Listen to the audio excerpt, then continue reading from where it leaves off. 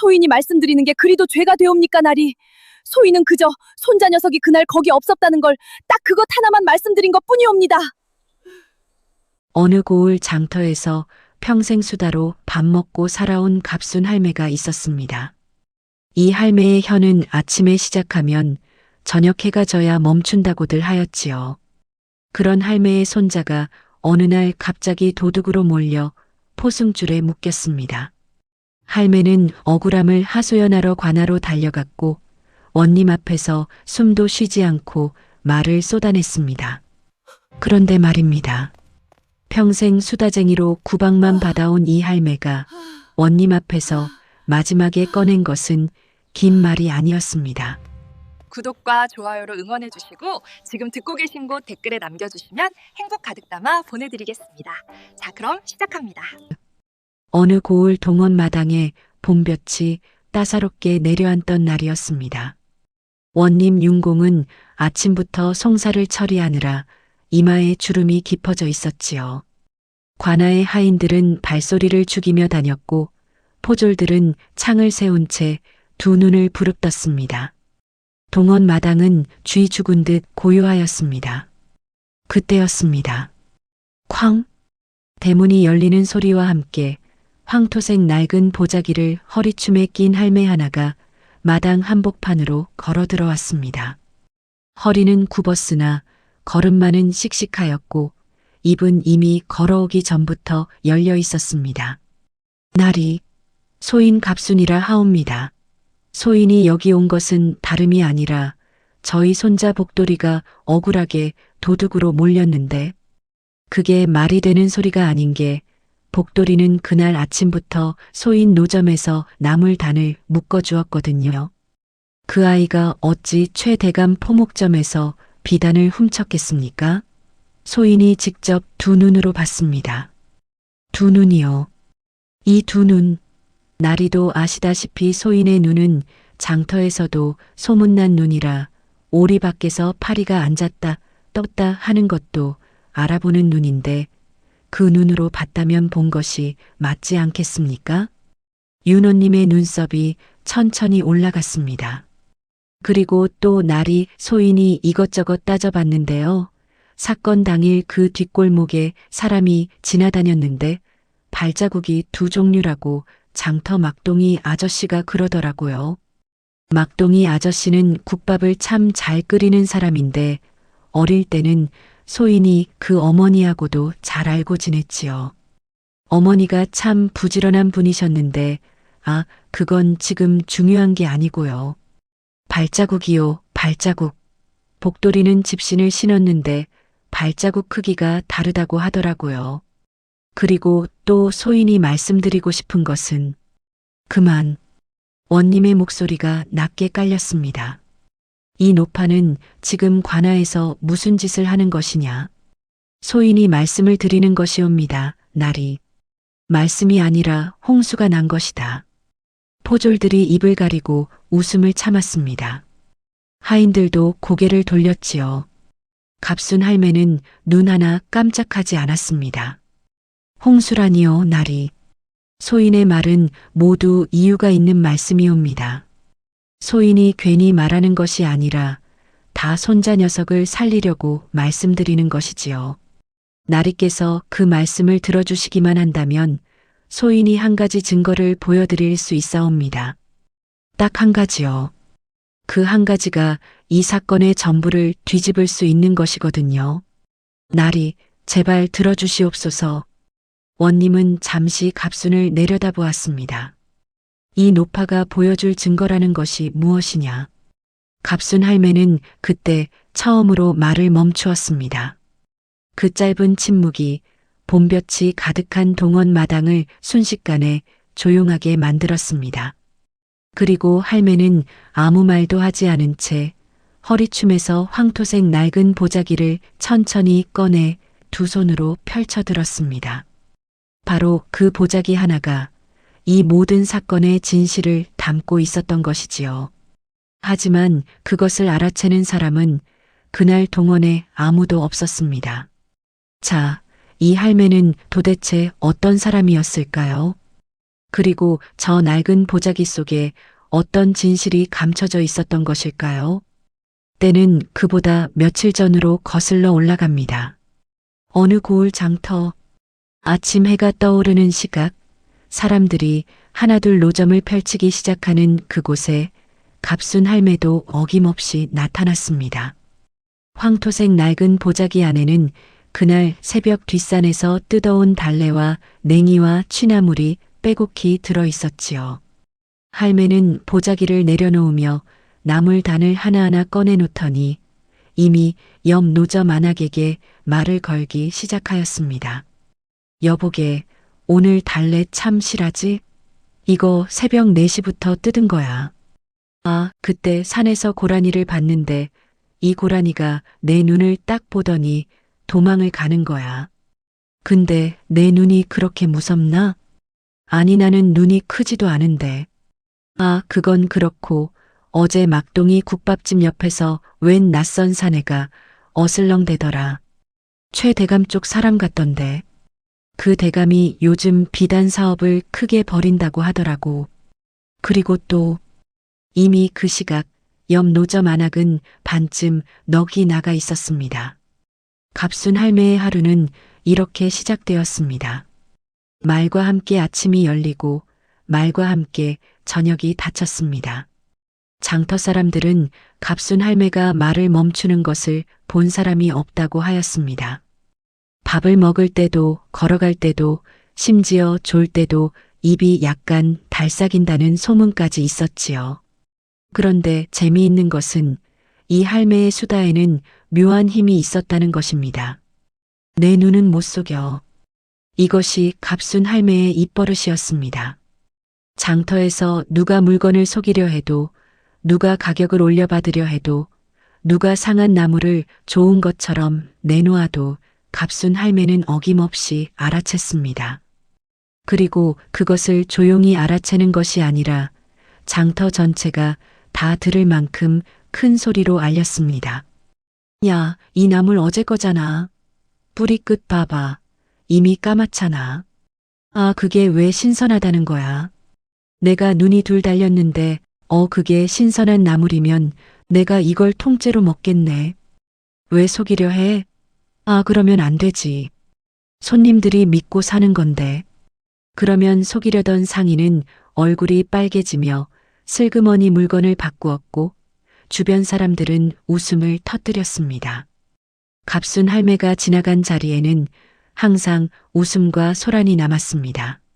어떤 이는 귀찮아하였고 어떤 이는 반겼으며 어떤 이는 그 수다가 지나치다며 눈살을 찌푸리기도 하였지요. 하지만 아무도 그 수다 속에 얼마나 많은 것이 담겨 있는지는 알지 못하였습니다. 그날도 아직은 아무도 알지 못하였습니다. 갑순 할매의 나물 장사는 사실 크게 잘 되는 편은 아니었습니다. 워낙 수다가 많다 보니 손님을 붙잡아두는 힘은 있었지만 같은 손님을 너무 오래 붙잡아두는 탓에 다른 손님이 도망가는 일도 있었지요. 달래 한 단을 팔면서 고라니 이야기까지 해야 하는 할매의 장사 방식은 효율로 따지자면 영 낙제점이었습니다. 그래도 갑순 할매는 매일 새벽산에 올라갔습니다. 허리가 굽어오르기가 쉽지 않아도 무릎이 시려도 올라갔습니다. 달래 한 줌, 냉이 한 줌. 그것을 팔아 손자 복돌이 밥을 먹일 수 있으면 그것으로 충분하였습니다. 복돌은 아비 없이 자랐습니다. 복돌의 아비, 즉 갑순 할매의 아들 만복이는 복돌이 9살 되던 해 역병으로 세상을 떴습니다. 마을에 역병이 돌아 사람들이 하나씩 쓰러지던 그해 가을, 만복이는 사흘을 앓다가 갑순 할매의 손을 쥔 채 눈을 감았지요. 갑순 할매는 그때 처음으로 말을 잃었다고 합니다. 사흘 동안 아무 말도 하지 못하였답니다. 장터 사람들이 걱정할 정도였습니다. 저 수다쟁이 할매가 사흘이나 조용하다면 그것은 보통 일이 아니었으니까요. 그러나 나흘째 되던 날 아침 갑순 할매는 다시 보자기를 들고 산으로 올라갔습니다. 그리고 내려오면서 또 말을 시작하였습니다. 달라진 것이 있다면 그 말들이 이전보다 조금 더 빠르고 조금 더 많았다는 것이지요. 마치 참았던 것들을 한꺼번에 쏟아내듯이 그렇게 열해가 흘렀습니다. 복돌은 어느새 19살의 건장한 청년이 되었습니다. 키가 훌쩍 커서 할매 어깨 위로 머리가 두 뼘은 더 나왔고 손이 거칠고 투박하여 일 잘하는 청년 티가 역력하였습니다. 말수가 적은 것은 할매와 정반대였지만 성실한 것은 어딜 가도 인정받았습니다. 복돌은 새끼줄로 허리를 동인 무명 바지를 입고 매일 아침 할매보다 먼저 일어나 물을 길어 놓았습니다. 장터에 나가는 날이면 할매 나물 단을 대신 묶어주었고 무거운 것은 들어주었습니다. 비단 살 돈이 없어 새끼줄로 허리를 동였지만 그 새끼줄 허리가 오히려 복돌에게는 훈장 같았습니다. 부지런히 일해서 언젠가 할매에게 따뜻한 솜잎을 하나 사드리겠다는 것이 복돌의 가장 큰 소원이었습니다. 할매는 그런 복돌을 볼 때마다 말이 많아졌습니다. 야, 복돌아, 오늘도 일어났냐? 아, 물도 길어놨네. 잘했다. 근데 물통이 좀 기울었잖아. 아, 그게 기울어지면 나중에 물이 흘러서 마당이 질척해지거든. 그리고 또 그 걸레는 어제 안 빨았냐? 아, 빨아야지. 냄새가 좀 나. 그리고 밥은 먹었냐? 밥 먹어야지. 성장기 때 밥 못 먹으면 안 된다. 아, 물론 너는 이미 다 컸지만 그래도 먹어야 하고. 나물단 묶을 때 너무 꽉 묶으면 나물이 눌려서 상품성이 떨어지니까 적당히 묶어야 해. 그리고 또 복돌은 그 말들을 들으며 조용히 고개를 끄덕였습니다. 아무도 몰랐습니다. 그 긴 말들 속에 얼마나 깊은 사랑이 담겨 있는지를. 그리고 아무도 몰랐습니다. 그 사랑이 곧 시험대에 오르게 될 것이라는 것을. 장터에서 갑순 할매를 모르는 사람은 없었습니다. 아니, 모를 수가 없었습니다. 할매가 장터에 나타나면 소리로 먼저 알 수 있었으니까요. 그날은 이 고을 장터에서 닷새마다 열리는 큰 장날이었습니다. 해가 중천에 오르기도 전에 사람들이 가득 몰려들었고 여기저기서 물건 파는 소리, 흥정하는 소리, 아이들 우는 소리가 뒤섞여 시끌벅적하였습니다. 그 한복판에 갑순 할매가 있었습니다. 자, 달래요, 달래. 오늘 새벽 뜯은 달래. 향이 얼마나 진한지 한번 맡아봐요. 아, 이게 그냥 달래가 아니라 산에서도 양지 쪽에서 자란 달래라서 더 달고 향긋한 거야. 4시부터 올라가서 뜯은 건데 올라가다가 이슬을 왜 그렇게 맞았는지 치마가 다 젖어서. 아, 치마 얘기는 지금 중요한 게 아니고 달래. 달래 사세요. 옆에서 이미 달래 2단을 사버린 안악이 서둘러 걸음을 옮겼습니다. 더 있다가는 고라니 이야기까지 들어야 할 것 같았기 때문입니다. 바로 그날 첫 번째 소동이 벌어졌습니다. 두부장수 박서방이 장터 한가운데 두부를 내놓고 막 팔기 시작하였습니다. 두부 한 모에 엽전 2잎. 그런데 갑순 할매가 지나가다 딱 멈춰 섰습니다. 야, 박서방. 이 두부 몇 시에 만든 거야? 오늘 새벽이지요, 할매. 새벽 몇 시? 한 4시쯤? 4시? 내가 새벽 4시에 산에 있었는데 그 시간에 두부 만들면 지금쯤 좀 돼야 하는 거 아니야? 이거 어제 남은 거 아니야? 박서방의 얼굴이 굳었습니다. 그럴 리가요, 할매. 오늘 새벽에 직접 만든 거라니까요. 어디 보자. 갑순 할매는 허리를 굽혀 두부를 유심히 들여다보았습니다. 그러더니 손가락으로 가장자리를 살짝 눌렀습니다. 야, 이거 탄력이 없잖아. 오늘 새벽 거면 이렇게 물러. 박서방, 솔직히 말해봐. 어제 오후에 만든 거지? 박서방이 말을 더듬었습니다. 그게. 됐어. 두부 10모를 나한테 반값에 넘겨. 어제 거면 반값이 맞지. 할매, 그게 어디? 아니면 지금 당장 두부 어제 만든 거라고 장터에 알릴게. 내 목소리 크기 알지? 박서방은 잠시 눈을 굴리더니 두부 열모를 꺼내 황토색 낡은 보자기 위에 얹어 주었습니다. 갑순 할매는 흐뭇하게 웃으며 보자기에 두부를 하나하나 담기 시작하였습니다.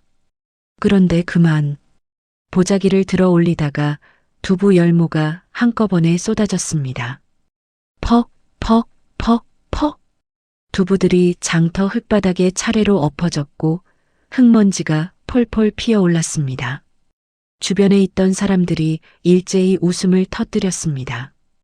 박서방도 손으로 입을 가렸고 갑순 할매만 혼자 망연자실한 얼굴로 흙투성이 두부들을 내려다보고 있었습니다. 아니, 보자기를 왜 이렇게 작은 걸 쓰고 다닌다고. 할매가 뭔가 말을 하려 했지만 주변 웃음소리에 묻혀 들리지 않았습니다. 그것이 두 번째 소동의 시작이었습니다. 두부를 주우러 허리를 굽혔다 일어서다가 이번엔 나물단을 발로 밟았습니다. 나물단이 흩어지며 달래와 냉이가 사방으로 날아갔지요. 옆 노점 안악이 냉이를 밟고 미끄러질 뻔하였고 지나가던 보부상 영감은 달래를 머리에 뒤집어 쓰는 신세가 되었습니다. 아이고 아이고 미안합니다. 미안해요. 소인이 자꾸 이러네. 두부도 그렇고 나물도 그렇고. 아 근데 어르신 그 달래 쓰셔도 됩니다.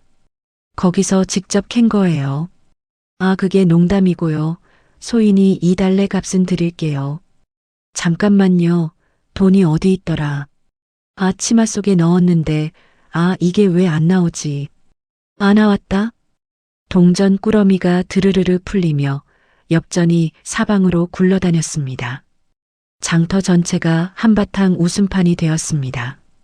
한편 그 시각 막동인의 국밥집 앞에서는 세 번째 소동이 준비되고 있었습니다.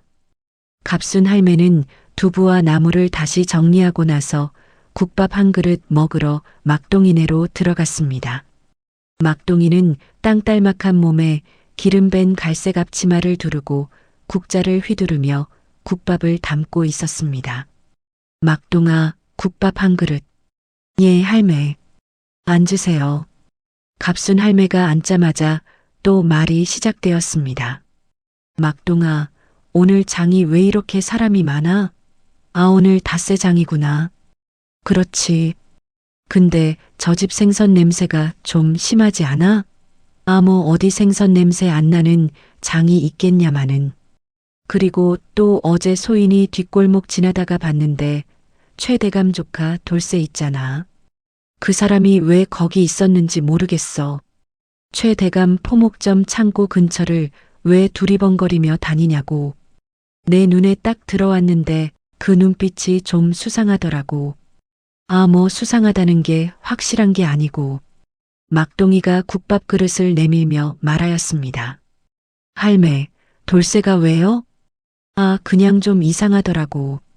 창고 쪽을 계속 들여다보던데. 그 사람 원래 거기 볼 일 있어? 돌쇠는 장터에서 일하잖아요. 그 근처 지나다닐 수도 있지요. 그야 그렇지. 근데 그 집신 소리가 특이했어. 짝, 짝 하는 게 왼쪽 집신 바닥이 좀 떨어진 것 같더라고. 내 귀도 눈만큼은 밝거든. 아, 그건 그렇고 국밥이 오늘 좀 짜지 않아? 막동이는 자신의 국밥을 한 숟가락 떠먹더니 고개를 저었습니다. 제가 먹어보니 멀쩡한데요, 할매. 아, 내 입맛이 좀 예민한 거지 뭐. 그리고 또 그렇게 국밥 한 그릇을 먹는데 한 식경이 걸렸습니다. 막동이는 그 사이 다른 손님 10명을 받았습니다. 그리고 네 번째 소동은 집으로 돌아가는 길에 일어났습니다. 장 보따리를 다 챙겨 돌아가던 갑순 할매가 골목 어귀에서 분이와 딱 마주쳤습니다. 분이는 복돌의 이웃에 사는 17살 처녀로 까무잡잡한 얼굴에 동그란 눈이 예쁜 아이였습니다. 복돌이만 보면 얼굴이 빨개지는 것을 갑순 할매는 이미 알고 있었습니다. 분이야, 오늘 장 왔냐? 예, 할매. 안녕하세요. 복돌이 봤어? 오늘 아침에 갔는데 저녁이 되도록 안 들어오더라. 분이의 얼굴이 살짝 빨개졌습니다. 저도 못 봤어요. 근데 분이야, 너 복돌이 좋아하지? 예. 아니야. 내가 그냥 해본 소리야. 근데 좋아하면 좋다고 해도 돼. 복돌이도 나쁜 놈은 아니야. 착하고 성실하고. 근데 말이 없어서 탈이지. 나를 닮으면 딱 좋을 텐데, 말이. 그리고 복돌이 오늘 어디 갔는지 알면 말해줘. 저녁에 밥 차려놓고 기다릴 텐데. 분이는 빨개진 얼굴로 종종 걸음으로 사라졌습니다. 갑순 할매는 허허 웃으며 보자기를 다시 고쳐주었습니다. 저녁 해가 기울어가는 장터 끝에서 할매의 혼잣말이 이어졌습니다. 복돌이가 오늘은 왜 늦는지. 다 크면 다 이러는 건지. 그 아비도 저 나이 때 어디 쏘다니다가 늦게 들어오곤 했는데. 그 말 끝이 살짝 잦아들었습니다. 아들 생각이 난 것이었지요. 그러나 갑순 할매는 금방 다시 목소리를 높였습니다. 혼자서라도 말을 해야 너무 조용해지지 않을 것 같았으니까요. 그날 밤 복돌은 밥을 먹으러 들어왔습니다. 얼굴이 좀 상기되어 있었지만 밥 2그릇을 뚝딱 먹고 들어가 누웠습니다. 갑순 할매는 말을 쏟아내다가 복돌이 골아 떨어지는 것을 보고야 멈추었습니다. 달이 뜬 밤, 아무 일도 없는 듯 조용하였습니다. 하지만 다음 날 모든 것이 달라졌습니다. 사실 그날 밤 장터 맞은편 최대감의 포목점에서는 심상찮은 일이 있었습니다. 최대감은 이 고을에서 가장 큰 포목점을 운영하는 양반이었습니다. 남색 비단 두루마기에 통영갓을 쓰고 손에는 항상 부채를 들고 다녔지요. 말 한마디에 장터 상인 서너 명이 벌벌 떠는 사람이었습니다. 재물이 많고 관아에 아는 사람도 많았으니까요. 그런데 그 최대감의 포목점 창고에서 그날 밤 붉은 비단 한 필, 남색 비단 한 필, 황색 비단 한 필 도합 세 필이 사라진 것이었습니다. 비단 한 필에 10양씩이었으니 30양어치가 없어진 셈이었습니다. 최대감의 이마에 핏줄이 섰습니다. 당장 수상한 놈을 잡아들여라. 창고 근처에서 마지막으로 목격된 사람. 그것이 바로 복돌이었습니다. 아니, 정확히는 복돌이 그 인근에서 일하다가 돌아갔다는 증언이 있었습니다. 심부름꾼 일을 하던 복돌이 그날 오후 포목점 앞을 지나갔다는 것이었습니다. 최대감은 주저없이 관아에 고하였습니다. 그 아이가 맞습니다. 제 눈으로 봤습니다. 그 말을 한 것은 최대감의 조카 돌쇠였습니다. 돌쇠는 최대감 밑에서 심부름을 하는 사람으로 30대 중반에 뚱뚱하고 눈이 작은 사내였습니다. 창고 열쇠를 관리하는 것도 돌쇠의 일이었지요. 돌쇠의 증언은 분명하였습니다. 자신이 잠깐 자리를 비운 사이 복돌이 창고 쪽으로 들어가는 것을 보았다고. 관아의 포졸들이 아침 일찍 갑순 할매의 초가로 들이닥쳤습니다. 복돌은 밥상 앞에 막 앉으려던 참이었습니다. 포졸들이 문을 차고 들어왔을 때 복돌은 젓가락을 든 채 눈을 동그랗게 뜨고 그들을 바라보았습니다. 최대감 포목점 비단 도둑이 내 놈이냐? 예, 소인은 그런 일을. 당장 포박하라. 복돌이 포승줄에 묶이는 것을 지켜보던 갑순 할매의 얼굴이 하얗게 질렸습니다. 그러다 갑자기 소리를 질렀습니다. 잠깐요. 잠깐만요. 이 아이가 무슨 짓을 했다고 그러세요? 이 아이는 어제 저녁에 집에 들어와서 밥 먹고 잤어요. 소인이 다 봤어요. 이 아이가 비단을 어디다 쓴다고 훔쳐요. 새끼줄로 허리를 동인 아이가 비단을 왜 훔쳐요? 나리들, 잠깐만요. 소인 말 좀 들어보세요. 포졸들은 갑순의 말을 듣지 않았습니다. 복돌은 끌려가면서 뒤를 돌아보았습니다. 할매와 눈이 마주쳤습니다. 할매, 걱정하지 마세요. 소인은 아무것도 안 했으니까요.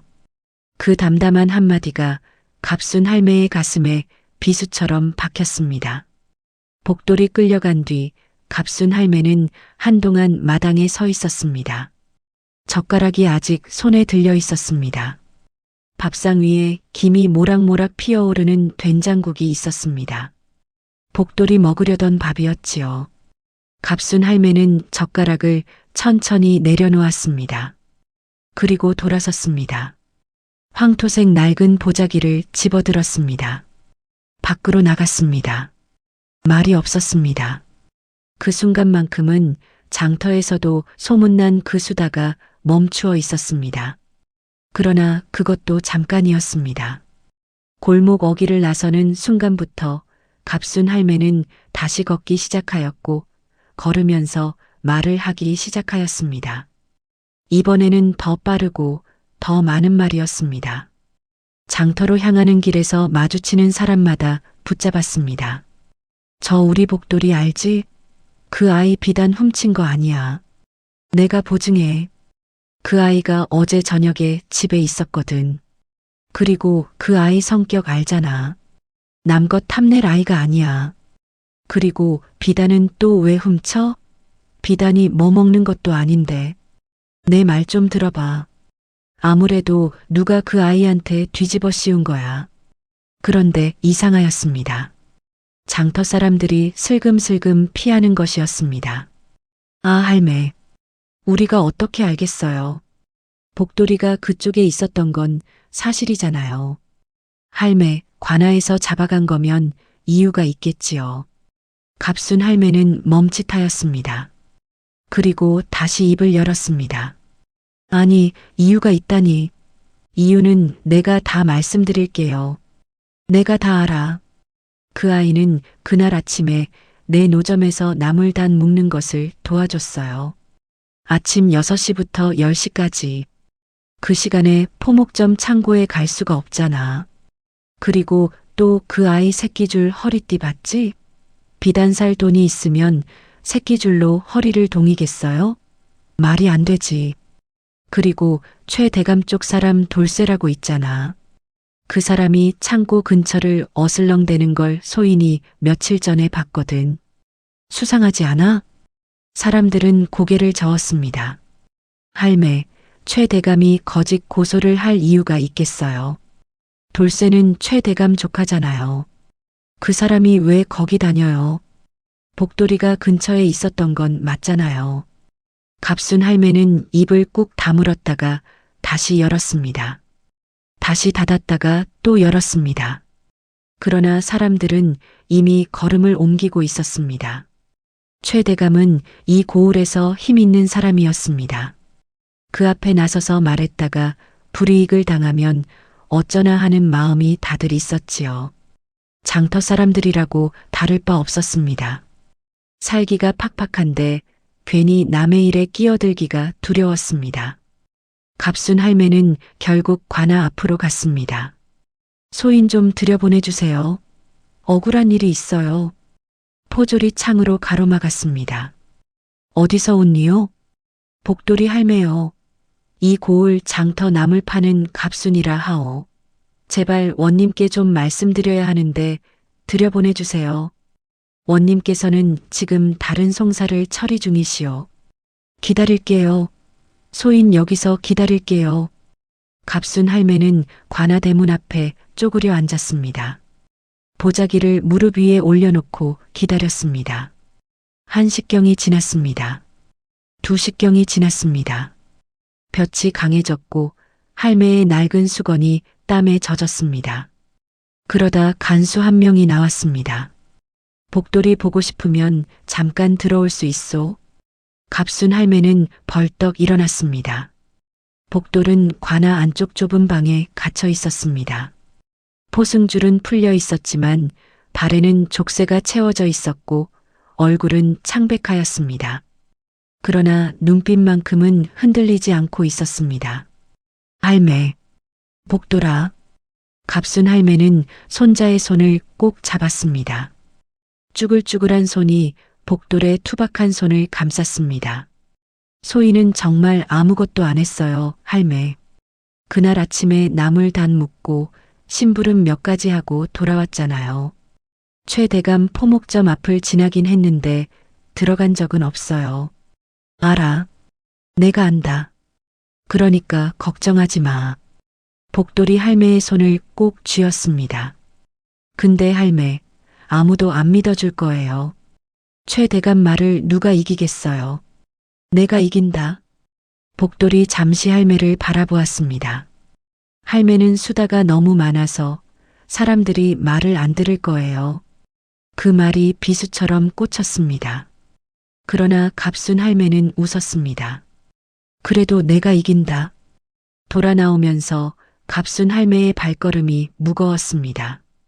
돈이 있으면 뇌물이라도 써볼 텐데. 그 생각에 치마 속 돈주머니를 만져보았습니다.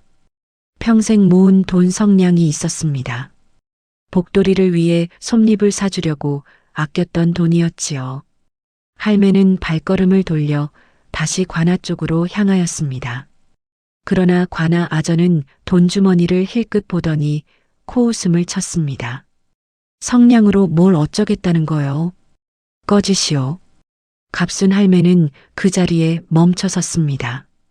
성냥이 부족하다면 어떻게 해야 하는가?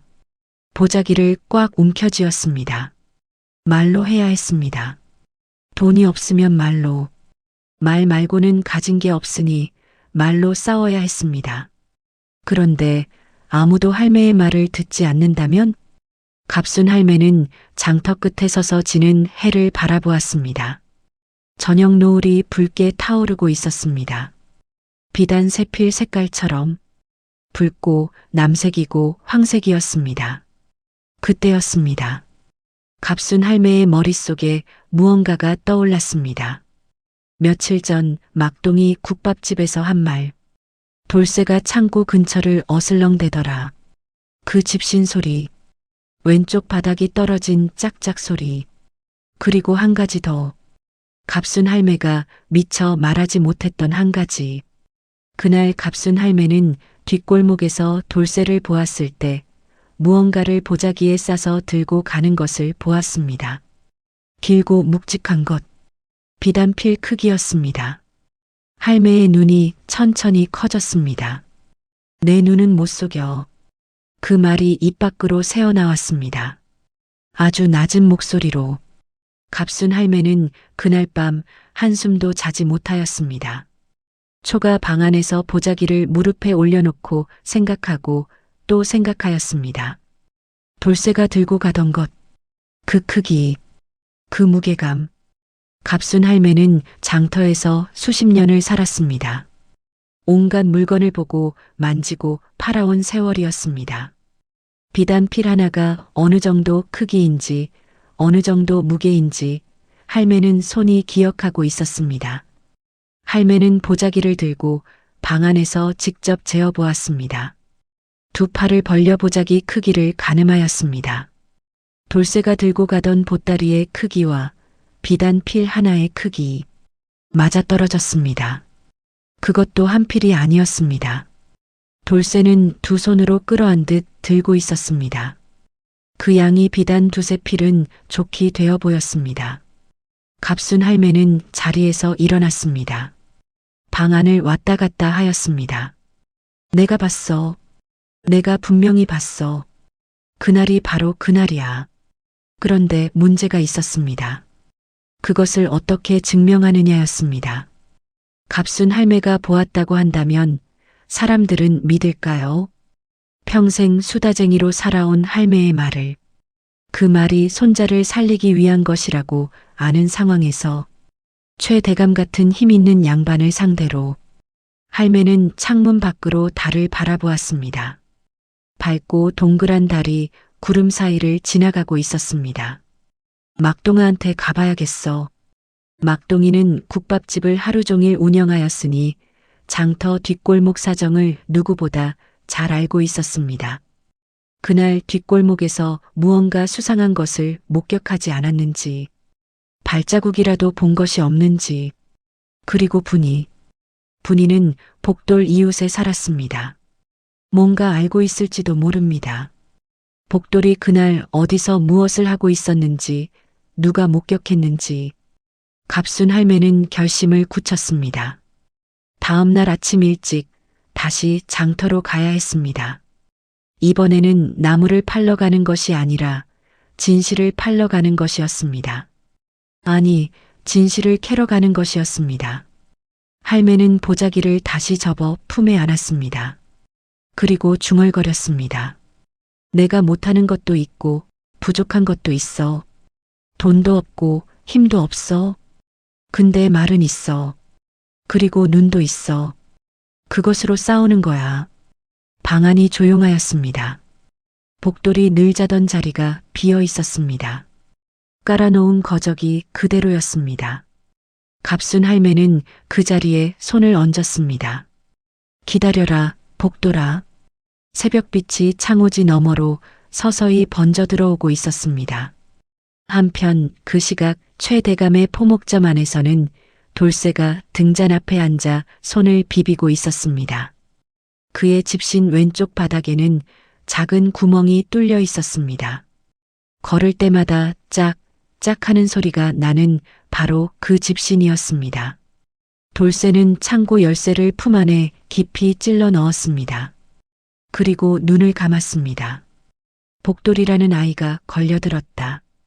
이제 삼촌도 손해본 비단 값을 받아낼 수 있을 것이다. 잘 됐다. 잘 됐어. 그러나 돌쇠는 알지 못하였습니다. 이 고을 장터에 두 눈으로 모든 것을 보고 두 귀로 모든 것을 듣는 할매 한 명이 있다는 것을, 그리고 그 할매의 혀가 이 세상 어떤 무기보다 날카롭다는 것을. 다음 날 아침 갑순 할매는 장터로 나갔습니다. 나물 보따리 없이 빈 보자기만 들고 제일 먼저 찾아간 곳은 막동인의 국밥집이었습니다. 아침 일찍부터 가마솥에 불을 떼고 있던 막동인은 갑순 할매를 보더니 국자를 내려놓았습니다. 할매, 복돌이 소식 들었어요. 그게 진짜예요? 아니야. 그래서 왔어. 갑순 할매는 막동이 앞에 앉아 말을 쏟아내기 시작하였습니다. 돌쇠를 보았던 일, 보따리의 크기, 집신 소리, 그리고 그날 그 시각이 정확히 사건 당일이었다는 것. 막동이가 팔짱을 끼고 고개를 기울였습니다. 할매, 그게 제가 봤을 때도 돌쇠가 그날 뒷골목에 있었던 것 같기는 해요. 근데 소인이 직접 본 건 아니고 뒤에서 발소리를 들었거든요. 짝 하는 거 있잖아요. 바닥 떨어진 집신 소리. 그게 창고 방향에서 났어요. 갑순 할매의 눈이 빛났습니다. 그거야. 그게 증거야. 그런데 할매, 그게 돌쇠라는 걸 어떻게 증명해요? 발소리만 들은 거잖아요. 돌쇠 집신 왼쪽 바닥이 떨어졌어. 그 소리가 특이해. 내가 분명히 들었어. 집신이야 많잖아요. 막동아, 제발 좀 같이 나서줘. 나 혼자로는 안 돼. 사람들이 내 말을 안 들어. 막동이가 국밥 국물을 한번 맛보더니 한참을 생각하였습니다. 복돌이는 착한 아이죠. 소인도 알아요. 그런데 최 대감한테 밉보이면 소인 국밥집도 어떻게 될지. 갑순 할매가 막동이의 눈을 바라보았습니다. 막동아, 내 어미랑 내가 얼마나 가까운 사이였는지 알지? 내 어미가 아팠을 때 내가 뭘 했는지 기억해? 막동이가 입을 다물었습니다. 내가 그때 산에서 쑥해서 약 다리고 사흘을 옆에서 간호했잖아. 그때 내 어미가 나한테 뭐라 했는지 알아? 갑순 언니는 말이 많지만 마음이 더 크다고 했어. 막동이의 눈가가 살짝 흔들렸습니다. 소인이 증인 서드릴게요. 그날 짝짝 소리 들은 것. 관아에 가서 말씀드릴게요. 갑순 할매는 손을 내밀어 막동이의 손을 꽉 쥐었습니다. 고맙다, 막동아. 그 다음은 분이었습니다. 분이는 아침 일찍 물을 길러 나갔다가 갑순 할매와 마주쳤습니다. 할매가 사정을 이야기하자 분이의 두 눈이 동그래졌습니다. 복돌 오빠가 그런 누명을 쓴 거예요? 그래. 분이야, 혹시 내가 그날 뭔가 본 게 없어? 복돌이나 돌쇠나 아무거나. 분이가 입술을 깨물며 생각하였습니다. 그러더니 천천히 말하였습니다. 소인이 그날 오후에 뒷골목을 지나갔거든요. 최 대감 포목점 창고 옆을 지나는데 땅에 발자국이 좀 남아 있었어요. 진흙 위에요. 두 종류 발자국이었어요. 하나는 작고 단정한 거였고 하나는 크고 좀 이상하게 찍힌 거였어요. 왼쪽이 좀 더 깊이 눌린 것처럼. 갑순 할매가 무릎을 탁 쳤습니다. 왼쪽 집신 바닥이 떨어진 사람이 걸으면 그렇게 돼. 분이야, 그 발자국이 아직 남아있을까? 글쎄요. 사람들이 밟고 지나다니면 없어졌을 수도 있는데. 어서 가봐야겠다. 갑순 할매는 보자기를 옆구리에 끼고 다른 박질 쳐 뒷골목으로 향하였습니다. 분이가 뒤를 쫓았습니다. 그런데 뒷골목 창고 앞에 도착해 보니 이미 누군가가 그 자리를 쓸고 간 듯 하였습니다. 빗자루 자국이 선명하였고 발자국은 지워져 있었습니다. 갑순 할매가 주저앉으려 하였습니다. 그때 분이가 무언가를 발견하였습니다. 할매, 저기요. 창고 담벼락 아래 빗자루가 닿지 않은 좁은 틈에 진흙이 남아 있었습니다. 그리고 그 진흙 위에 왼쪽이 선명하게 더 깊이 눌린 집신 발자국 하나가 지워지지 않은 채 남아 있었습니다. 이거예요, 할매. 갑순 할매는 무릎을 꿇고 그 발자국을 들여다보았습니다. 그러더니 보자기를 꺼내 발자국 옆에 내려놓고 크기를 비교하였습니다. 발 크기, 위치, 방향. 창고 입구 쪽을 향하여 찍혀 있었습니다. 복돌이는 발이 작았습니다. 이 발자국은 달랐습니다. 크고 왼쪽이 무거웠습니다. 분이야, 이거 기억해둬. 아주 잘 기억해야 해. 그때 등 뒤에서 목소리가 들렸습니다. 어이. 돌아보니 최대감의 하인이 서 있었습니다. 눈이 험하게 찡그려져 있었습니다. 여기서 뭐 하는 거요? 나는 그냥. 최 대감께서 말씀하셨소. 복돌이 할매가 창고 근처를 어슬렁거리면 당장 쫓아내라고. 증거 인멸하러 왔소? 갑순 할매가 벌떡 일어섰습니다. 증거 인멸은 누가 했는지 알아? 지금 그 발자국 쓸어버린 게 누구야? 내가 지운 것도 아닌데 누가 먼저 증거 인멸을 했어? 내가 여기 온 건 그 발자국을 보러 온 거야. 숨길 거 없으니까 당당하게 온 거야. 근데 어째서 저 안쪽 흔적을 먼저 쓸어버렸을까? 그게 더 수상한 거 아니야? 하인이 인상을 쓰며 한 발 다가섰습니다. 높아, 조심하시오. 최 대감 말씀을 어기면 그냥 안 두겠소. 갑순 할매는 눈 하나 깜짝하지 않았습니다. 나는 두려울 것 없소. 나는 잃을 것도 없는 사람이야. 돈도 없고 힘도 없고. 근데 진실 하나는 있어. 가보시오. 하인이 으르렁거리며 돌아섰습니다. 분이가 할매 곁으로 바짝 붙어 섰습니다. 두 사람은 나란히 골목을 빠져나왔습니다. 분이가 작은 목소리로 말하였습니다. 할매, 무섭지 않으세요? 갑순 할매가 보자기를 다시 고쳐주며 말하였습니다. 무서워. 근데 안 무서운 척 해야지. 분이가 그 말을 듣고 빙그레 웃었습니다. 할매는 생각하였습니다. 이제 증거가 두 가지였습니다. 막동이가 들은 짝짝 소리, 분이가 본 발자국, 그리고 할매 자신이 목격한 돌쇠의 보따리. 이것을 원님 앞에서 말하면 될까요? 하지만 갑순 할매는 알고 있었습니다. 평생 수다쟁이로 살아온 자신의 말을 원님이 끝까지 들어줄지는 아직 알 수 없다는 것을. 그날 밤은 달이 구름 뒤에 숨었습니다. 장터 골목이 어두웠습니다. 갑순 할매는 초가로 돌아가 복돌이 자던 자리에 앉아 보자기를 꼭 안았습니다. 재판날이 사흘 뒤였습니다. 사흘이 흘렀습니다. 그 사흘 동안 갑순 할매는 잠을 거의 자지 못하였습니다.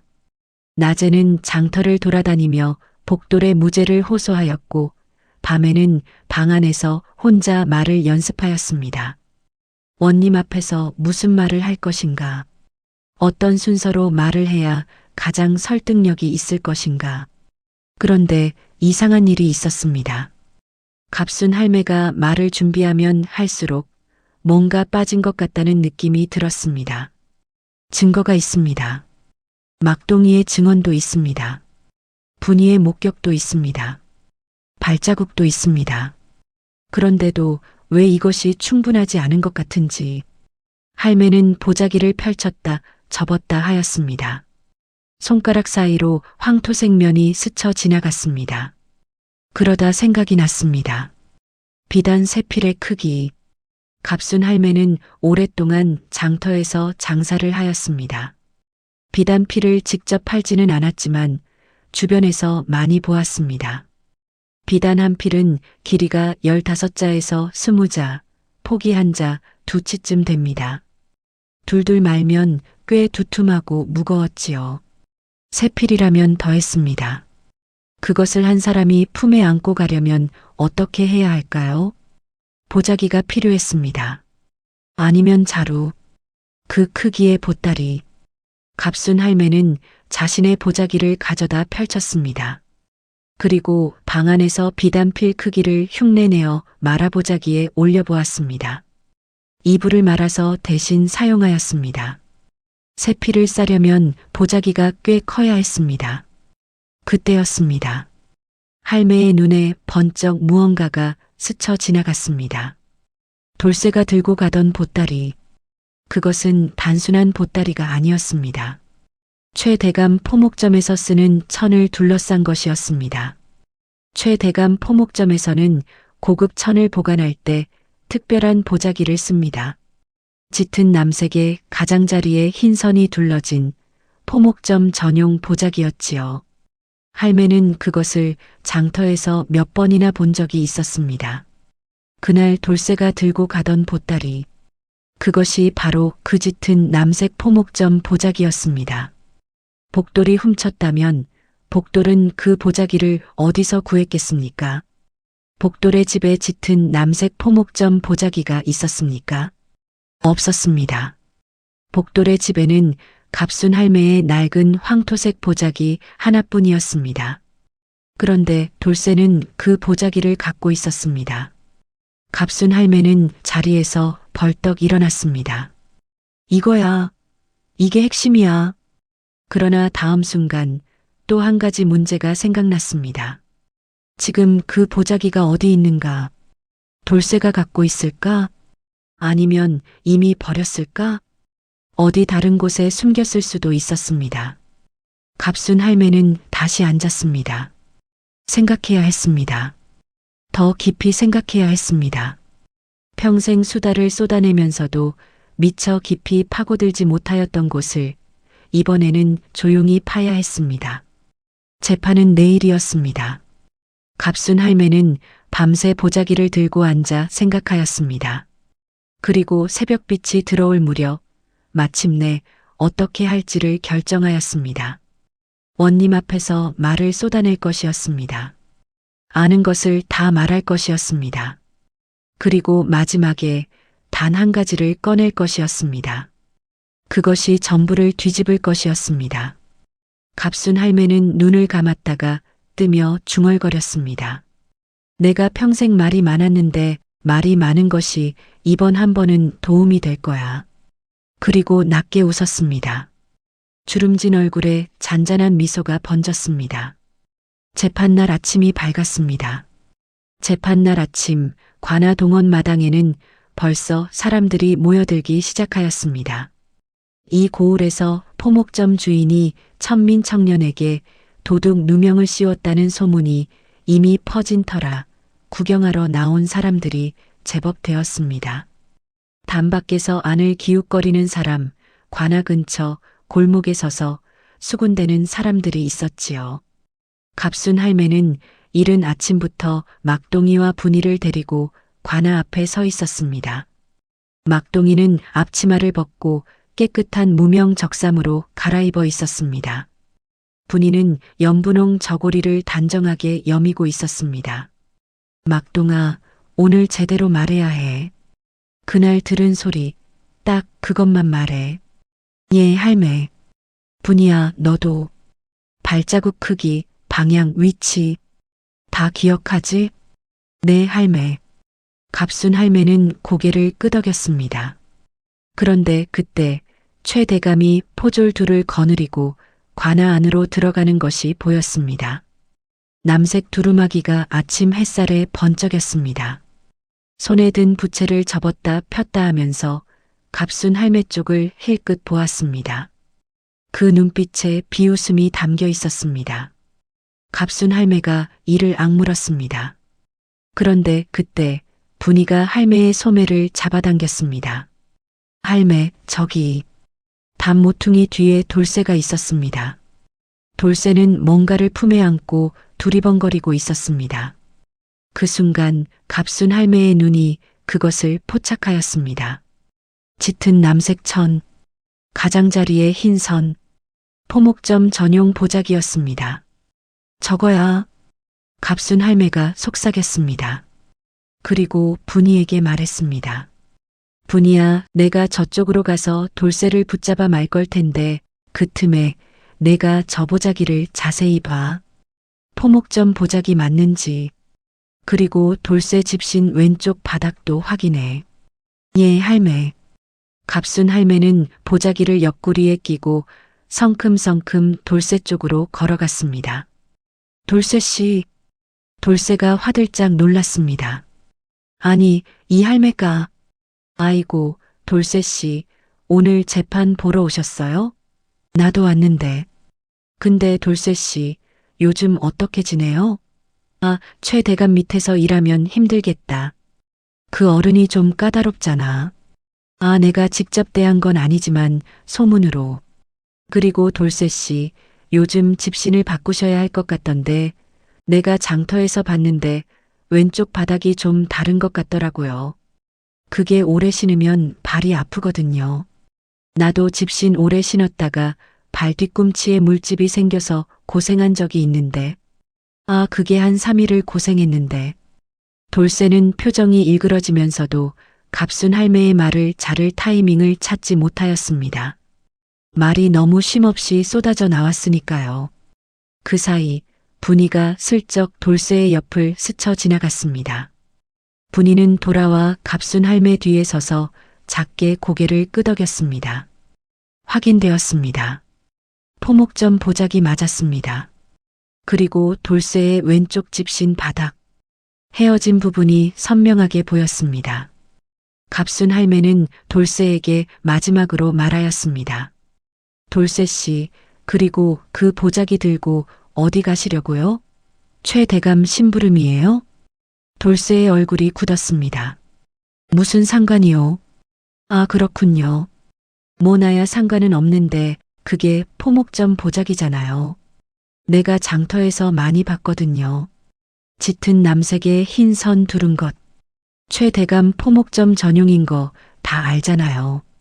아, 근데 그걸 오늘 왜 갖고 나오셨을까?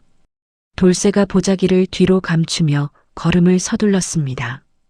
높아, 쓸데없는 소리 작작하시오. 갑순 할매는 그 뒷모습을 바라보며 낮게 말하였습니다. 내 눈은 못 속여. 막동이가 옆에서 말하였습니다. 할매, 저 사람이 그걸 숨기려 하는 게 더 수상한데요. 그렇지. 이제 원님 앞에서 말만 잘하면 돼. 그러나 관아 안으로 들어가려는 순간 최 대감의 하인이 가로막았습니다. 잠깐. 오늘 재판에 이 사람들은 못 들어가오. 갑순 할매가 버텼습니다. 무슨 소리요? 소희는 피의자의 할매요. 들어갈 권리가 있어. 최 대감께서 말씀하셨소. 이 사람들이 들어오면 재판을 방해할 것이라고. 원님께도 말씀드려 허락을 받았소. 갑순 할매는 잠시 말을 잃었습니다. 막동이와 분이가 발이 묶인 것이었습니다. 갑순 할매는 입술을 꾹 깨물었습니다. 생각이 빠르게 돌아갔습니다. 막동이와 분이를 못 들어가게 한다면 증인을 세울 수가 없었습니다. 할매 혼자 들어가서 말을 해야 하는 상황이었습니다. 수다쟁이 할매 혼자서. 갑순 할매가 보자기를 꽉 쥐었습니다. 그래도 괜찮았습니다. 갑순 할매에게는 말이 있었습니다. 그리고 눈이 있었습니다. 그리고 50년 장터 생활에서 쌓아온 경험이 있었습니다. 그리고 무엇보다 손자가 있었습니다. 막동아, 분이야. 내가 혼자 들어간다. 할매, 걱정하지 마. 나는 말 잘하잖아. 막동이가 피식 웃었습니다. 그건 맞아요. 갑순 할매는 고개를 들고 관아 대문을 들어섰습니다. 동원 마당에 봄볕이 내려앉고 있었습니다. 그 빛 속에서 윤원님이 자리를 잡고 앉아 있었습니다. 청록색 관복, 짙은 눈썹, 차가운 눈빛. 복돌이 동원 마당에 끌려 나와 무릎을 꿇고 있었습니다. 새끼줄 허리띠가 아직 그대로였습니다. 그 모습을 보는 순간 갑순 할매의 눈에 눈물이 한 방울 맺혔습니다. 그러나 눈물은 참았습니다. 울 시간이 없었습니다. 재판이 시작되었습니다. 원님이 먼저 최 대감에게 물었습니다. 고소인은 다시 한번 사실을 말하라. 최 대감이 부채를 접고 앞으로 나섰습니다. 예, 나리. 소인의 창고에서 붉은 비단 한 필, 남색 비단 한 필, 황색 비단 한 필, 도합새 필이 사라졌사옵니다. 가격으로 따지면 30냥이옵니다. 그날 창고 근처에서 마지막으로 목격된 것이 저 복돌이라는 아이였사옵니다. 소인의 조카 돌쇠가 직접 보았사옵니다. 원님이 복돌에게 물었습니다. 너는 어떻게 할 말이 있느냐? 복돌이 고개를 들었습니다. 그 눈이 맑았습니다. 소인은 그 창고에 들어간 적이 없사옵니다. 그날 아침 할매 노점에서 나물 단을 묻고 오후에는 심부름 몇 가지를 다녔사옵니다. 포목점 앞을 지나친 것은 맞사오나 창고에는 들어가지 않았사옵니다. 증인이 있느냐? 복돌이 잠시 입을 다물었습니다. 할매가 아침 나물 단 묶는 것을 보았사옵니다. 원님의 눈썹이 올라갔습니다. 그 할매가 지금 어디 있느냐? 그때였습니다. 여기 있사옵니다, 나리. 갑순 할매가 마당 한복판으로 걸어 나왔습니다. 허리는 굽었지만 발걸음은 당당하였습니다. 원님이 갑순 할매를 내려다보았습니다. 내가 피의자 복돌의 조모냐? 그러하옵니다, 나리. 소인 갑순이라 하옵니다. 말하라. 갑순 할매가 숨을 크게 들이켰습니다. 나리 소인이 말씀드릴 것이 있사온데 좀 시간이 걸릴 수도 있사옵니다. 들어주시겠사옵니까? 말하라 하지 않았느냐? 갑순 할매는 입을 열었습니다. 그리고 장터에서 연습했던 그대로 알고 있는 것을 모두 쏟아내기 시작하였습니다. 나리 소인이 그날 아침 6시부터 손자 복돌이랑 같이 노점에 있었사옵니다. 나물 단을 묶는데 3시간은 걸렸사오니 9시까지는 소인 곁에 있었던 것이 확실하옵니다. 그리고 그 아이가 비단을 훔친다는 것이 말이 안 되는 것이 이 아이 새끼줄 허리띠 보셨사옵니까? 비단 살 돈이 있으면 새끼줄로 허리를 동이겠사옵니까?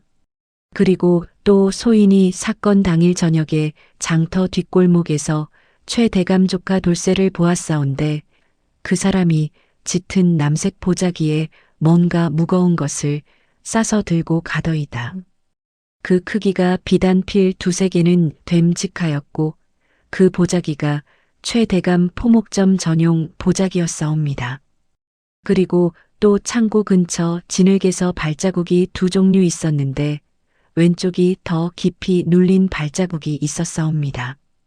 돌쇠 집신 왼쪽 바닥이 떨어져 있어서 걸을 때 짝짝 소리가 나는 것을 소인이 막동이 국밥집에서 말한 바 있고 막동이 본인도 그 소리를 들었다고 하였사옵니다만 오늘 들어오지를 못하였고 그리고 또 원님의 눈썹이 점점 높이 올라가고 있었습니다. 포졸들은 웃음을 참으며 고개를 돌렸습니다. 최대감은 팔짱을 끼고 코웃음을 쳤습니다. 날이 이 할매가 손자를 살리려고 아무 말이나 늘어놓는 것이옵니다. 믿을 수가 없사옵니다. 원님이 손을 들었습니다. 그만 갑순 할매가 멈추었습니다. 높아. 예, 날이. 지금 내가 한 말이 몇 가지나 되는지 아느냐? 갑순 할매가 손가락을 꼽으려 하였습니다. 아, 그게 나물 단 이야기, 새끼줄 이야기, 돌쇠 보자기 이야기, 발자국 이야기, 막동이 이야기 5가지? 아, 근데 막동이가 오늘 못 들어와서 그건 소인 말만으로는 부족하고요. 그리고 또 그만하라고 하였다. 예. 원님이 눈을 감았다가 뜨며 말하였습니다. 높아, 내 말이 많은 것은 알겠다. 그런데 그 많은 말 중에 지금 이 자리에서 증거로 보여줄 수 있는 것이 있느냐? 동원 마당이 조용해졌습니다. 최 대감의 입가에 미소가 번졌습니다. 갑순 할매는 잠시 입을 다물었습니다. 그리고 원님을 바라보았습니다.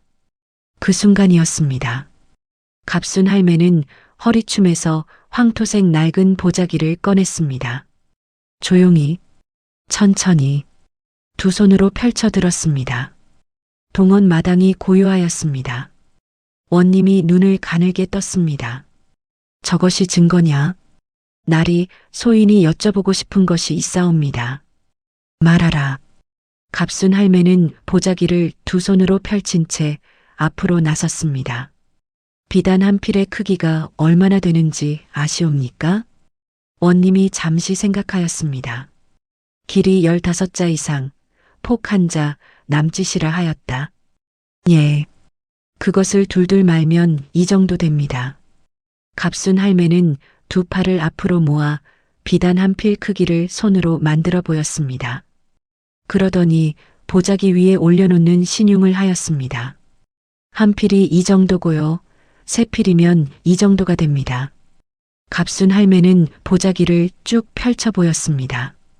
비단 세 필을 담으려면 이 정도 크기의 보자기가 필요하옵니다. 소인의 이 보자기보다 훨씬 크지요. 원님이 천천히 고개를 기울였습니다.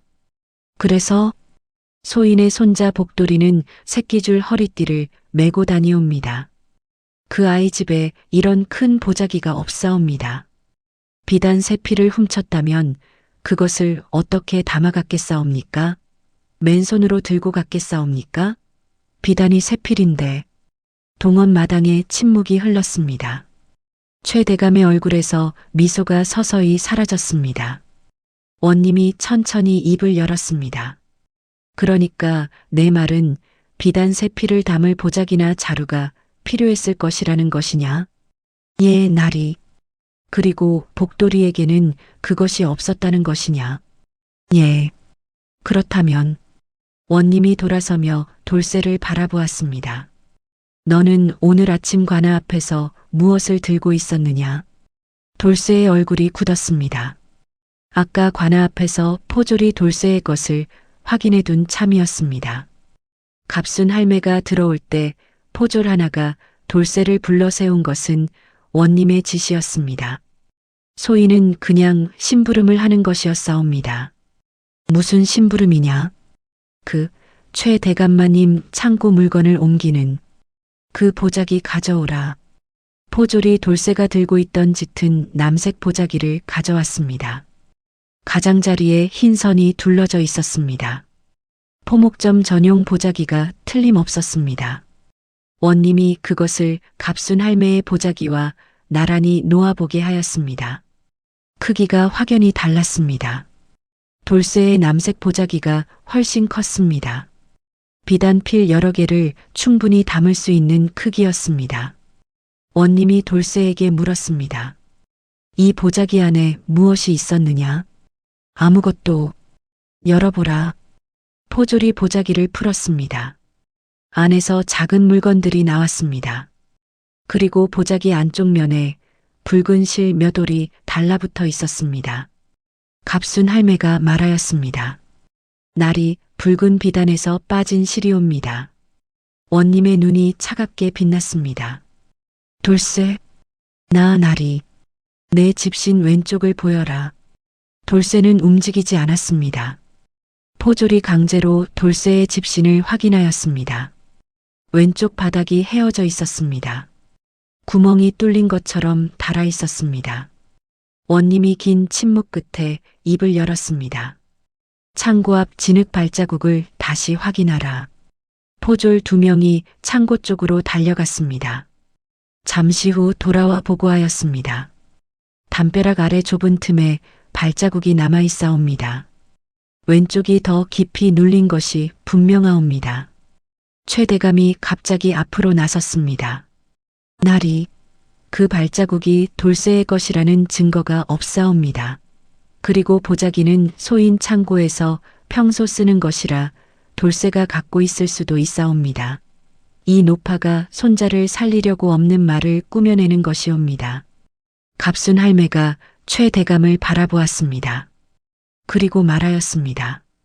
이번에는 길지 않았습니다. 딱 한마디였습니다. 날이. 원님이 갑순 할매를 바라보았습니다.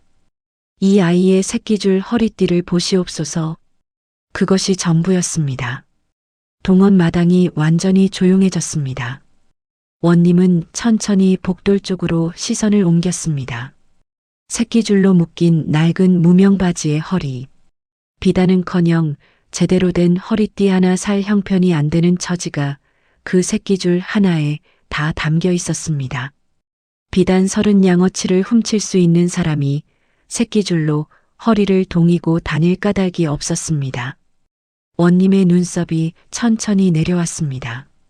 그리고 원님의 눈이 아주 잠시 흔들렸습니다.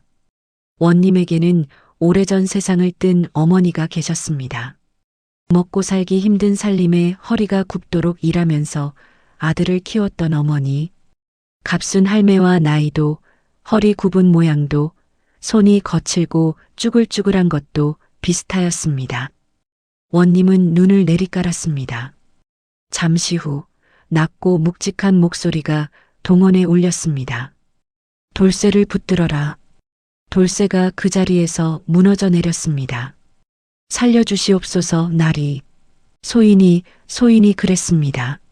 삼촌 돈이 필요해서 복돌이가 근처에 있는 것을 보고 포졸들이 달려들어 돌쇠를 포박하였습니다.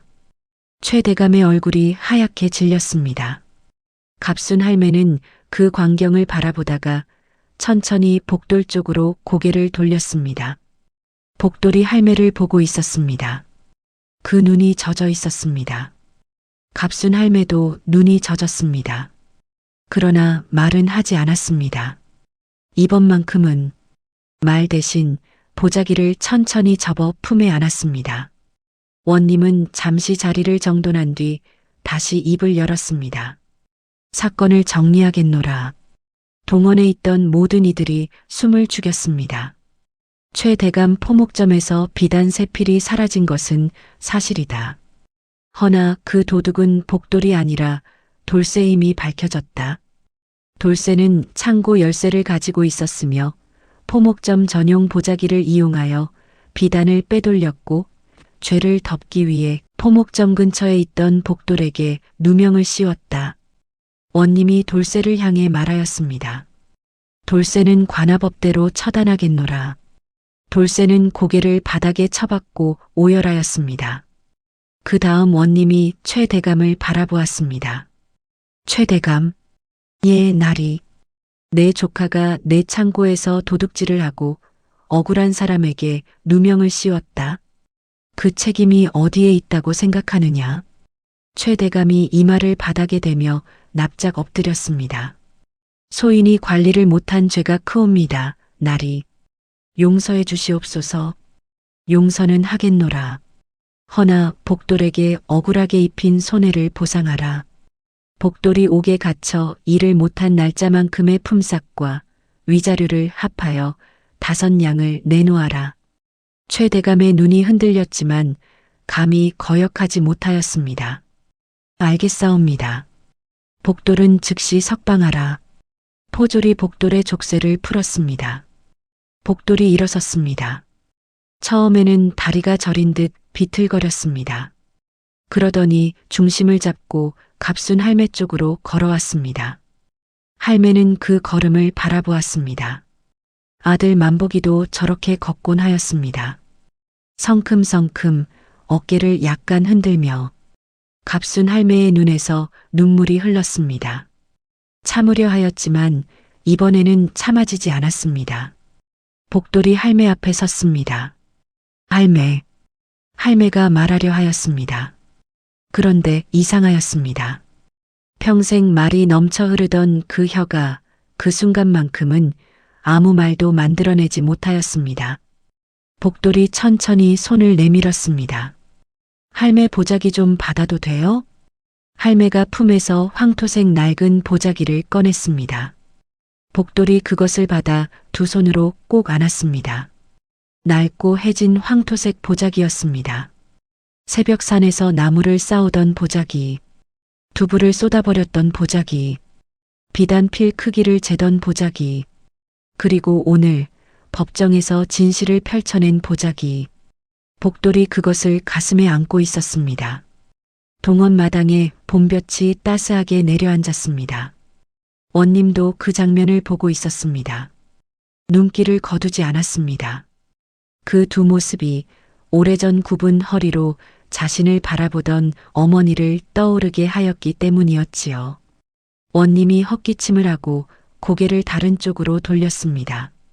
포졸들도 조용히 고개를 내리깔았습니다. 그리고 그때 갑순 할매가 처음으로 입을 열었습니다. 복돌아. 예, 할매. 배고프지? 복돌이 웃음을 터뜨렸습니다. 갑순 할매도 웃었습니다. 동원 마당에 두 사람의 웃음소리가 울려 퍼졌습니다. 어딘가 허술하고 어딘가 따뜻한 그 웃음이 봄볕과 함께 마당을 가득 채웠습니다. 관아 대문 밖에는 막동이와 분이가 기다리고 있었습니다. 막동이는 땀을 흘리며 관아 담 앞을 왔다 갔다 하고 있었고 분이는 담 모퉁이에 서서 까치발을 들고 안을 기웃거리고 있었습니다. 그때 대문이 열리고 복돌이 걸어 나왔습니다. 갑순 할매가 그 옆에 있었습니다. 분이가 소리를 질렀습니다. 복돌 오빠. 야, 분이야. 조용히 해. 막동이가 먼저 뛰어왔습니다. 그리고 복돌의 어깨를 세게 두드렸습니다. 다행이다, 복돌아. 진짜 다행이야. 복돌은 조용히 웃었습니다. 고마워요, 막동이 아저씨. 분이는 복돌 앞에서 얼굴이 빨개져서 아무 말도 못하였습니다. 복돌이 분이를 보더니 말하였습니다. 분이야, 할매한테 들었어. 발자국 확인해 준 거. 고마워. 분이의 얼굴이 더 빨개졌습니다. 아, 아니야, 그냥. 갑순 할매가 그것을 보며 혼자 희죽 웃었습니다. 막동이도 입을 가리고 웃었습니다. 넷이 함께 장터로 돌아오는 길, 봄 햇살이 따뜻하였습니다. 나무마다 새 잎이 돋아나고 있었고 길 옆 개울에서 물소리가 경쾌하게 흘렀습니다. 막동이가 말하였습니다. 국밥 한 그릇씩 해야겠다. 오늘은 내가 쏠게. 갑순 할매가 말하였습니다. 막동아, 내가 한마디만 하자. 예, 할매. 그 한마디가 대체 몇 자가 될지는 모르겠지만 갑순 할매가 막동이를 노려보았습니다. 그러다가 웃었습니다. 고맙다. 딱 두 글자였습니다. 막동이가 멈춰서 뒤를 돌아보았습니다. 할매, 방금 두 글자만 하셨어요? 응. 그거 할매가 맞아요? 갑순 할매가 막동이의 어깨를 가볍게 쳤습니다. 그리고 다시 웃었습니다. 막동이네 국밥집에 네 사람이 둘러앉았습니다. 막동이가 가장 큰 그릇에 국밥을 담아 들고 왔습니다. 뽀얀 국물 위에 파가 가득 얹혔습니다. 갑순 할매가 숟가락을 들었습니다. 막동아, 이거 오늘 국물이 좀 싱거운 거 아니야? 아, 그리고 파를 이렇게 많이 넣으면 국물이 달아지거든. 좀 더 적게 넣어야 해. 그리고 또 막동이가 눈을 질끈 감았습니다. 할매가 돌아오셨군요. 복돌이 조용히 웃으며 국밥을 떠먹었습니다. 분이도 웃었습니다. 넷이 함께 웃었습니다. 장터 골목에 그 웃음소리가 퍼져나갔습니다. 한편 그날 이후로 이 고을에서 몇 가지 소문이 돌았습니다. 첫째, 최 대감이 관아에서 된통 혼인하고 돌아온 뒤로 포목점 문을 한동안 닫았다는 것. 그리고 그 뒤로는 장터 사람들을 함부로 대하지 않게 되었다는 것. 둘째, 돌쇠는 관아법대로 처벌을 받았다는 것. 셋째, 복돌이 관아에서 받은 5냥으로 할매에게 솜잎을 한 채를 사들였다는 것. 나머지는 더 좋은 허리띠를 사는데 쓰려 하였지만 갑순 할매가 그 돈은 나물사업 미천으로 써야 한다며 빼앗아갔다는 이야기도 있었습니다. 그리고 넷째, 분이가 복돌이를 보면 여전히 얼굴이 빨개진다는 것. 갑순 할매는 그 소문을 듣고 흐뭇하게 웃었습니다. 세월이 흘렀습니다. 갑순 할매는 여전히 새벽마다 산에 올라 나무를 뜯었습니다. 허리는 더 굽었지만 발걸음은 여전히 빨랐습니다. 장터에서 여전히 말이 많았습니다. 두부장수 박서방은 갑순 할매가 나타나면 미리 자리를 피하는 것이 몸에 배었고, 막동이는 갑순 할매가 들어올 때마다 작게 한숨을 쉬었습니다. 그러나 아무도 갑순 할매를 무시하지 않았습니다. 수다쟁이 할매라 부르는 사람도 있었지만 이제 그 말 뒤에는 다른 것이 붙었습니다. 눈 밝은 할매, 마음 깊은 할매, 그리고 혀 하나로 원님을 움직인 할매. 갑순 할매는 그런 소리를 들으면 손을 내저었습니다. 아이, 내가 뭘, 그냥 아는 것을 말했을 뿐이야. 그러나 그 말도 또 이어졌습니다. 아, 근데 내가 그날 원님 앞에서 말을 엄청 했잖아. 그거 다 기억하는 사람 있어? 아, 그게 나물단 이야기부터 시작해서 새끼줄 이야기, 돌쇠 보자기 이야기, 발자국 이야기, 막동이 이야기까지. 그게 원래 내가 하려던 말에 반도 안 됐거든. 나머지는 원님이 끊어서 못했는데. 아, 그게 좀 아쉽긴 하더라. 막동이가 국자를 내려놓으며 말하였습니다. 할매, 그게 아쉬운 게 아니에요. 그게 딱 좋은 거예요. 갑순 할매가 고개를 갸우뚱하였습니다. 그게 무슨 소리야? 할매가 마지막에 딱 한마디 했잖아요. 새끼줄 허리띠 보시라고. 그게 전부를 뒤집었잖아요. 갑순 할매는 잠시 생각하였습니다. 그건 그렇지. 그러니까 말이에요. 많은 말 중에서 가장 중요한 한마디를 아는 사람이 진짜 지혜로운 사람이에요. 갑순 할매가 막동이를 물끄러미 바라보았습니다. 막동아, 너 언제부터 이렇게 말이 많아졌어? 막동이가 입을 다물었습니다. 할매한테 배웠나 봐요. 두 사람이 동시에 웃었습니다. 그해 가을 장터 한켠에 복돌이 새 노점을 차렸습니다. 나물 장사가 아니라 목공일이었습니다. 손이 투박하고 힘이 있으니 나무를 깎고 다듬는 일이 잘 맞았습니다. 분이가 그 노점 옆을 자주 지나다니는 것을 갑순 할매는 모르는 척하였습니다. 어느 저녁 갑순 할매는 초가마당에 나와 하늘을 올려다보았습니다. 별이 총총한 가을밤이었습니다. 아들 만복이가 떠난 지 10해가 훌쩍 넘었습니다. 만복이는 이제 별이 되어 저 하늘 어딘가에 있을 것이라고 할매는 생각하였습니다. 갑순 할매는 혼자 말하였습니다. 만복아, 내 아들 잘 키웠다.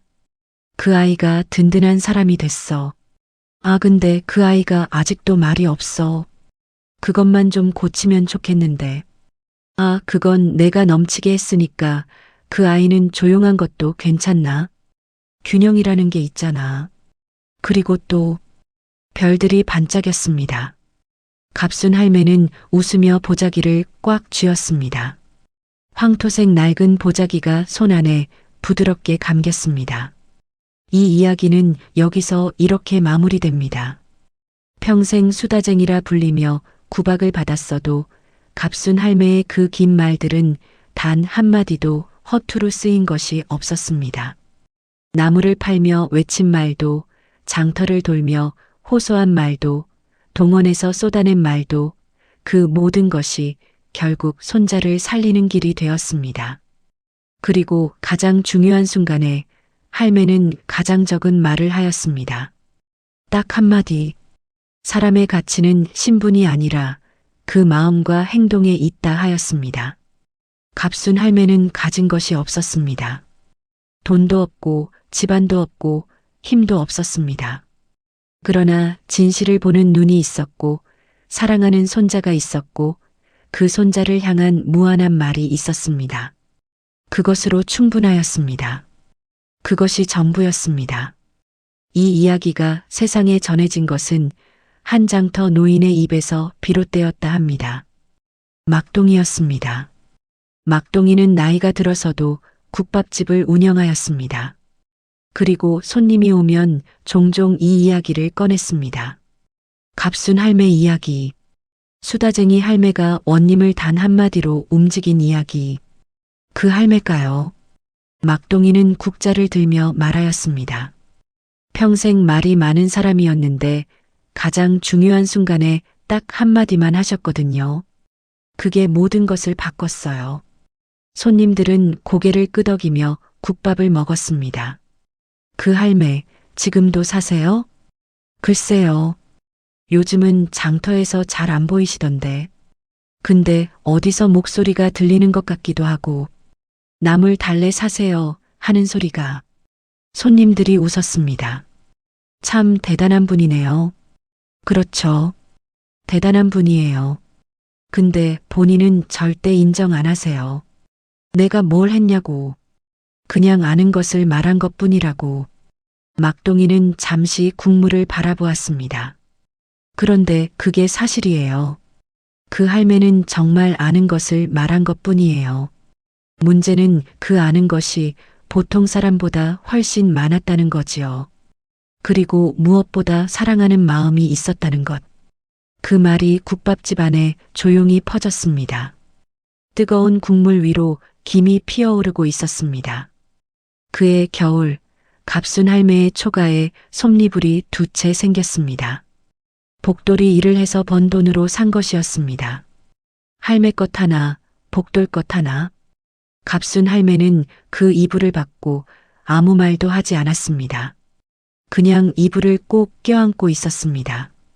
복돌이 걱정스럽게 물었습니다. 할매, 왜 그래요? 이불이 싫어요? 갑순 할매가 이불에 얼굴을 파묻었습니다. 아무 말도 들리지 않았습니다. 복돌은 잠시 기다렸습니다. 그러더니 할매의 등에 손을 얹었습니다. 둘 다 말이 없었습니다. 오래도록. 그날 밤 두 사람은 각자 따뜻한 솜니불을 덮고 잠들었습니다. 처마 밑에 눈이 소복이 쌓이고 있었습니다. 초가 방 안에서는 두 사람의 고른 숨소리가 들렸습니다. 세상은 조용하였습니다.